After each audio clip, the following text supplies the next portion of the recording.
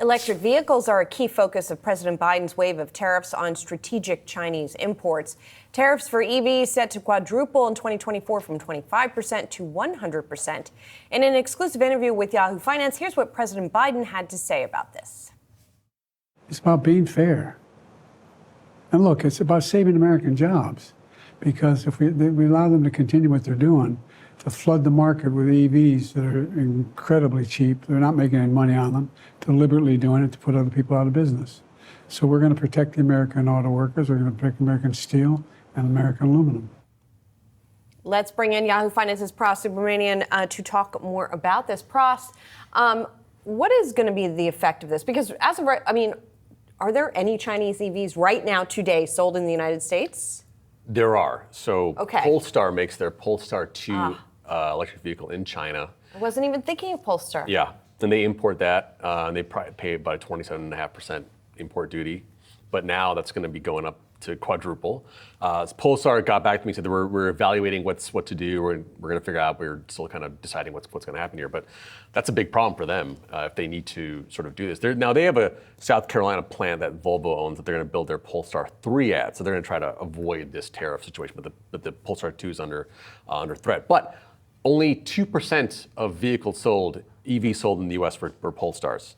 So it's the vast majority of EVs are not going to be under this China EV tariff duties scheme. So that's not a problem right now. But down the line, you're not going to have these cheap EVs that are actually pretty good. They do pretty well. People love them in China. People in this country who would want a reasonably priced EV are not going to be able to get that unless they buy a used car.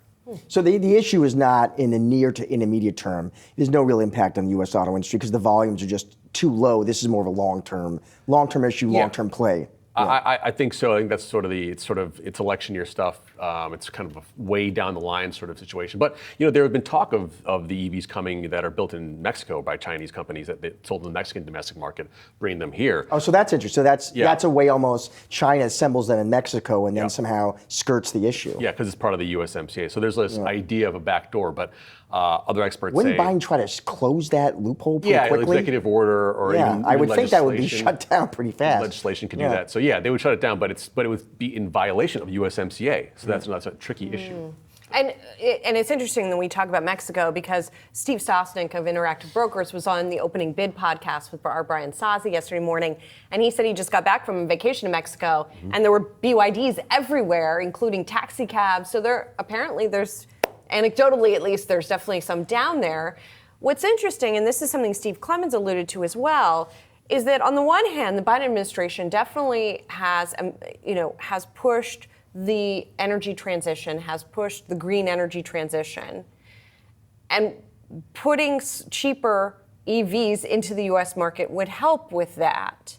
So it's, there's a little bit of tension here.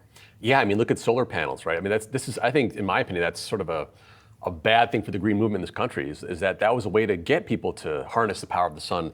Cheap solar panels, there's nothing wrong with that. But, it's going to compete against our products that the U.S. companies make, which I don't even know are even that many in terms of volume, right? So in part, there aren't that many in terms of volume because of the Chinese. Chinese, yeah. Right, exactly. So you're absolutely right. It already is the damage that's been done there. Right. So you're right. It is the transition to green energy, green solar, or just a green movement here is going to be hampered by fewer electric vehicles coming from China. That's the net effect. Interesting. All right. Thank you, Pras. Appreciate it.